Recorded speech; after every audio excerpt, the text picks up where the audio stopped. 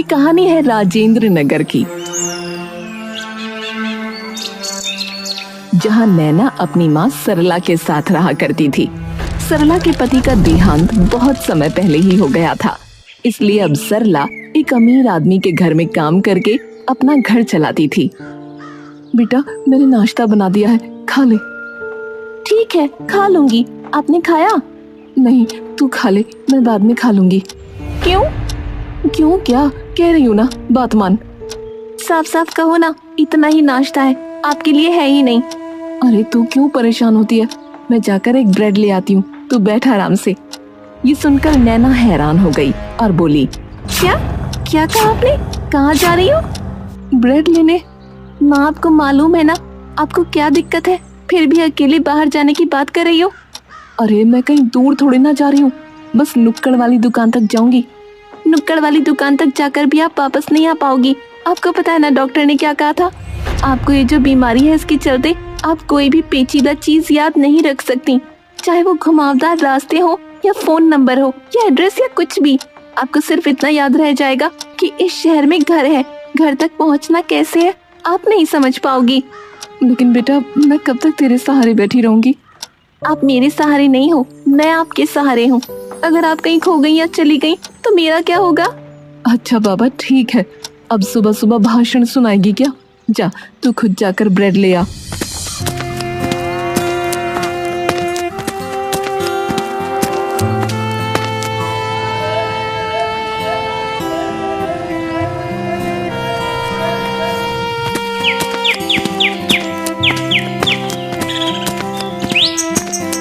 फिर दोनों ने मिलकर नाश्ता किया। इसके बाद सरला को काम पर जाना था। नैना रोज सुबह उसे काम पर छोड़ने जाती थी और फिर शाम को लेने जाती थी। नमस्ते मालिक। नमस्ते मालकिन। हाँ, नमस्ते। नमस्ते। बेटा नमस्ते कर। नमस्ते। हाँ ठीक है, काम पर लगो सरला। ठीक है माँ, मैं आती हूँ शाम को।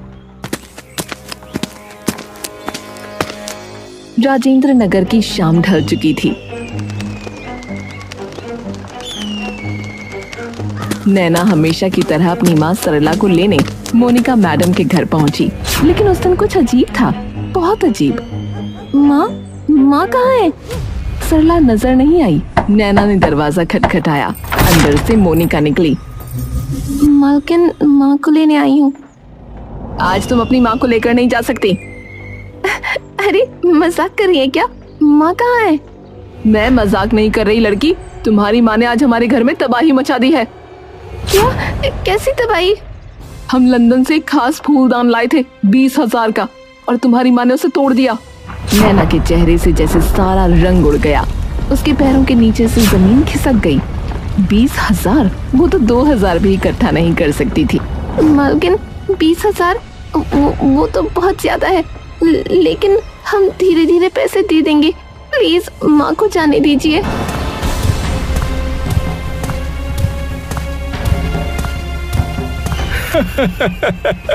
अरे मैं जानता हूँ तुम जैसे गरीबों को। हाँ, आज दया दिखा दी तो कल गायब हो जाओगी। हाँ, पहले पैसे लाओ, फिर माँ ले जाना, समझी? कम से कम एक बार, बस एक बार माँ से मिल तो लेने दीजिए। राजीव, दिखा दो इसे इसकी माँ, ताकि समझे अपनी औकात।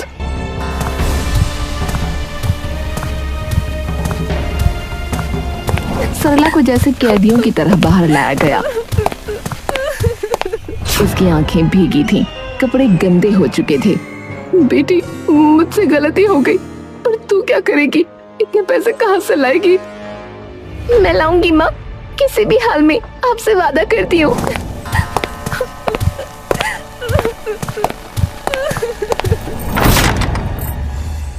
और नैना वहीं जमीन पर बैठकर रोती रही, लेकिन उसे पता नहीं था कि ये राजीव और मोनिका की चाल है। कितने दिन से हम सोच रहे थे कि फ्री की नौकरानी मिल जाए, आखिर तुम्हारा ये आइडिया काम आ ही गया। हाँ और क्या, इसकी लड़की 20,000 कभी ला ही नहीं पाएगी, और ये रहेगी आराम से हमारे घर में फ्री की नौकरानी बनकर। उस पगली को तो पता ही नहीं कि फूलदान सिर्फ 500 का है। उधर नैना को कुछ समझ नहीं आ रहा था। तभी उसके दिमाग में पुलिस का ख्याल आया। वो पुलिस स्टेशन पहुंची।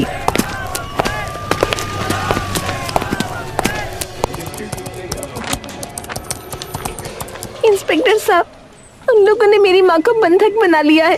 वो बीमार है और उन्होंने बस एक फूलदान तोड़ा। चलो देखते हैं।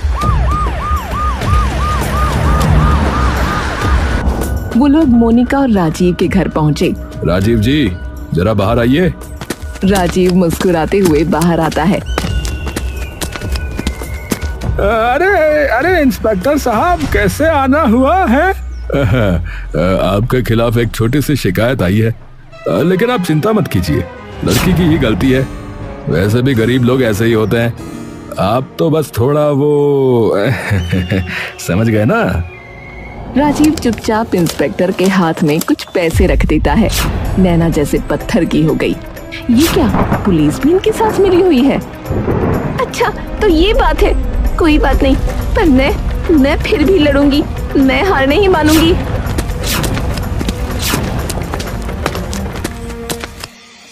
और एक होटल के पास फुटपाथ पर बैठकर रोने लगी।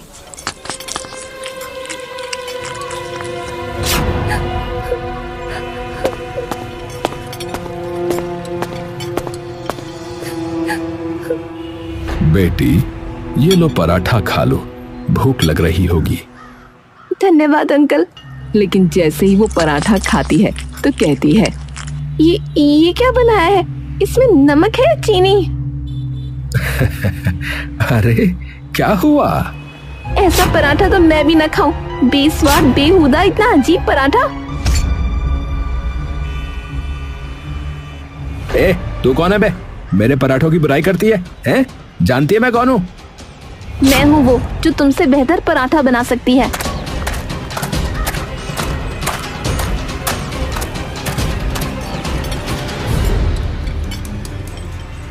अरे अरे रुक जाओ सब, इतना शोर क्यों मचा रखा है? तुम कहती हो तुम इससे बेहतर पराठा बना सकती हो? हाँ, बिल्कुल बना सकती हूँ। अभी बनाकर दिखा देती हूँ। नैना को रसोई में ले जाया गया।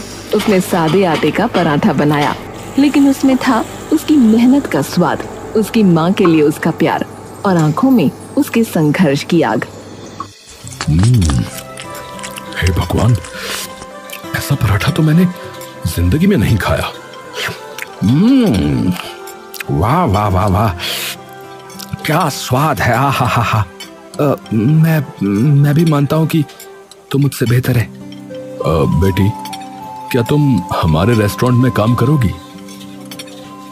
करूंगी, क्योंकि मुझे अपनी माँ को छुड़ाना है। नैना ने रेस्टोरेंट में काम शुरू कर दिया था। वो सिर्फ पराठे ही नहीं बनाती थी, बल्कि उनमें अपना दिल, अपनी मजबूरी और अपनी माँ के लिए तड़प भी डाल देती थी। हर टुकड़े में उसकी उम्मीद छटपटाकर जलती थी। हे भगवान, ऐसा पराठा तो मैंने कभी खाया ही नहीं। अरे भाई, जब से नई लड़की आई ना, पराठों में जान आ गई है भैया। ये तो सच्ची में पराठे वाली देवी है भैया। रेस्टोरेंट की दीवारें गूंज उठती थी उसकी तारीफों से। और फिर कभी कभी कोई फटेहाल भूखा इंसान वहाँ आ जाता। बेटिया, 2 दिन से कुछ नहीं खाया, एक पराठा मिल जाता तो। आप बैठिए बाबा, भूखे को भगवान समझा जाता है। पराठा नहीं, दुआ खिला रही हूँ। नैना का दिल सुनहरा था। उसके हाथों से निकले पराठे हर भूखे की दुआ बन जाते थे। 15 दिन बीत गए।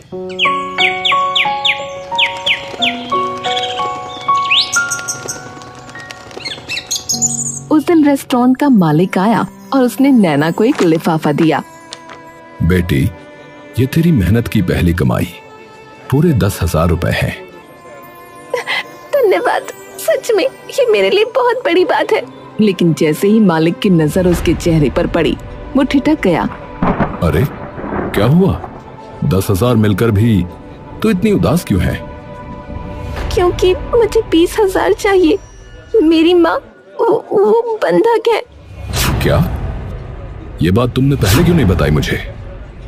मैं भीख नहीं मांगना चाहती थी, आप मुझे जानते तक नहीं थे। मैं मेहनत से कमाकर अपनी माँ को छुड़ाना चाहती थी, वरना तो लोग चोरियां भी कर लेते हैं। रेस्टोरेंट का मालिक उसके जवाब से सन्न रह गया। और फिर उसने वो किया जिसकी उम्मीद नैना को भी नहीं थी। तू तो हीरे जैसी है बेटी। ये ले, ये और 10,000।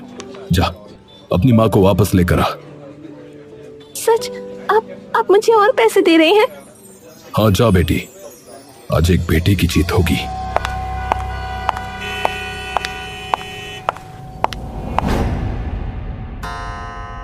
ये लीजिए पूरे 20,000। अब मेरी माँ को छोड़ दीजिए। मुझे उम्मीद नहीं थी तुम ये कर पाओगी, लेकिन तुमने वादा निभाया। ठीक है, अब प्लीज मेरी माँ कहाँ है, उन्हें बुलाइए ना। वो तुम्हारी माँ कल रात। क्या हुआ उन्हें? वो भाग गई। क्या? आप झूठ बोल रही हैं। आपने उन्हें कहीं छिपा रखा है। कहाँ रखा है मेरी माँ को? नैना पागलों की तरह घर के कमरों में घुसने लगी, लेकिन तभी मोनिका चिल्लाई, गार्ड पकड़ो इसे, बाहर फेंको इसे।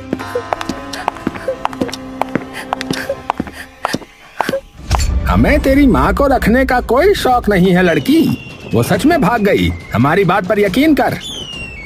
दरवाजा उसके मुंह पर बंद कर दिया गया और नैना वहीं सड़क पर गिर पड़ी।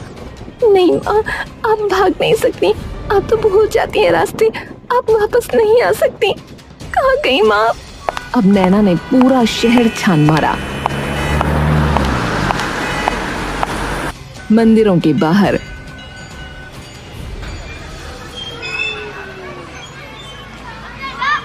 किसी बूढ़ी औरत को देखा है? नीली साड़ी में, थोड़ी खोई हुई सी है।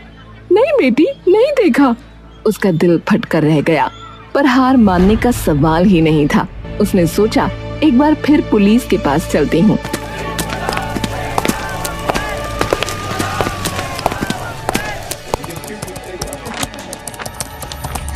इंस्पेक्टर साहब, मेरी माँ गायब है, बहुत बीमार है, कुछ याद नहीं रख पाती। प्लीज उन्हें ढूंढिए। अरे फिर से आ गई तू? भाग यहाँ से, हमें और भी काम है। आप कैसे पुलिस वाले हैं? एक औरत खो गई है और आपको परवाह नहीं? तेरी माँ भागी या तू कहानी बना रही है? कौन जाने। चल हट यहाँ से। उसे पुलिस स्टेशन से भगा दिया गया।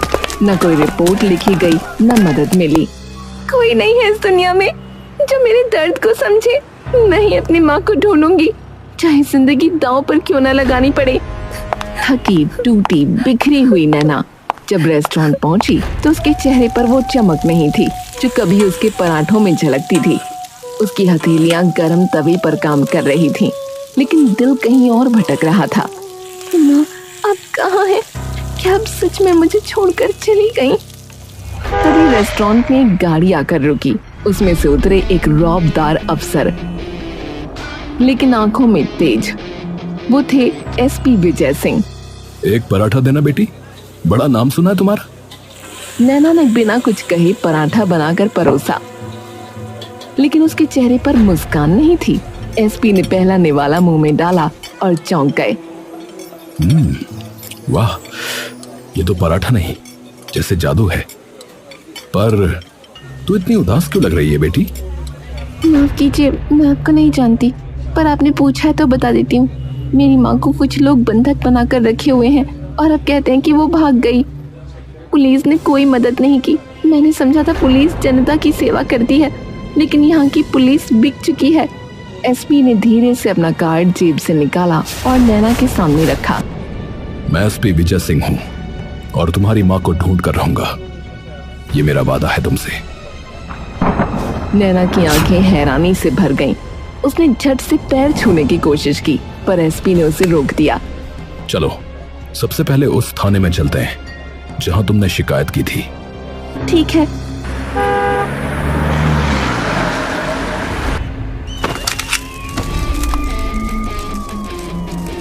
एसपी विजय सिंह ने थाने में कदम रखते ही जैसे भूचाल ला दिया।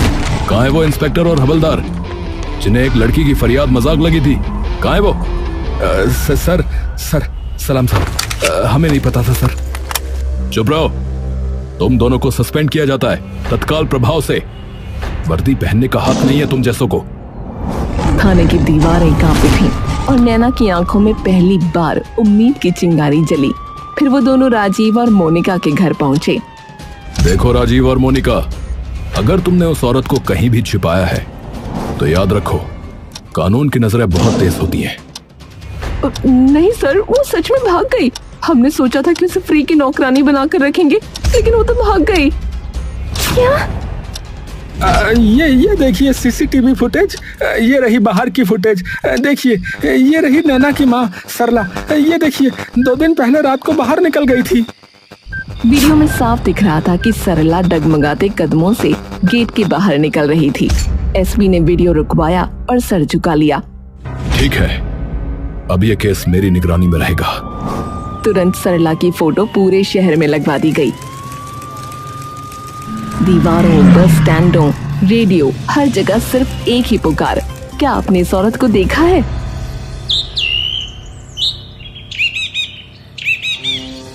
सरला का कोई अता पता नहीं। नैना की रातें आंसुओं में बीतने लगीं। इसी बीच एक दिन नैना रोड पर सोचती हुई जा रही थी, शायद माँ अब इस दुनिया में नहीं है। क्या मैंने सब कुछ खो दिया? तभी एक कार सामने से आकर भिड़ गई। धमाका हुआ, लोग भागे। नैना भी मदद करने फौरन पास पहुंची। अरे ये क्या हो गया? कोई मेरी मदद करो इन्हें बचाने में। ये तो खैर, इस टाइम मुझे इन्हें बचाने पर गौर करना चाहिए। उसने वो फौरन उन्हें अस्पताल पहुंचाया। और वहां जब उन लोगों को होश आया तो राजीव बोला, नैना, तुमने हमें बचाया। हमें माफ कर दो नैना, हमने तुम्हारे साथ बहुत बुरा किया। माफ कर दिया, बस मेरी माँ मिल जाए, वो ही मेरी दुनिया है। अब हम भी तुम्हारी माँ को ढूंढने में मदद करेंगे। जो हो सकेगा वो करेंगे।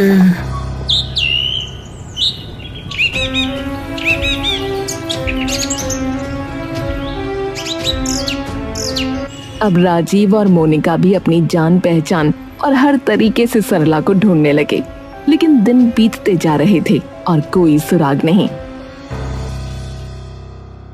माँ अब कहाँ चली गई? अब क्यों नहीं मिल रही? कोई उसका आंसू नहीं रोक पा रहा था।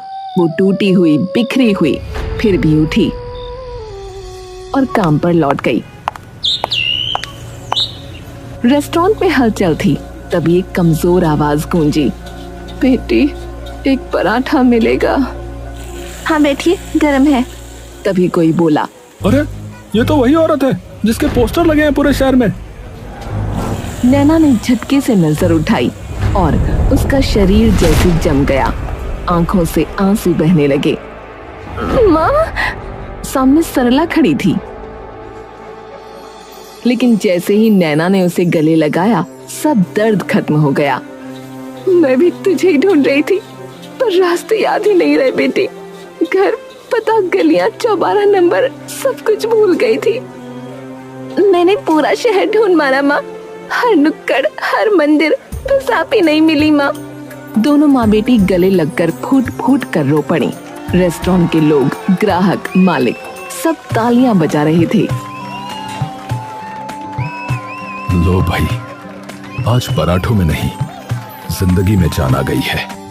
रास्ते भर सरला बस उसका हाथ पकड़े रही, जैसे कह रही हो अब कभी नहीं छोड़ूंगी।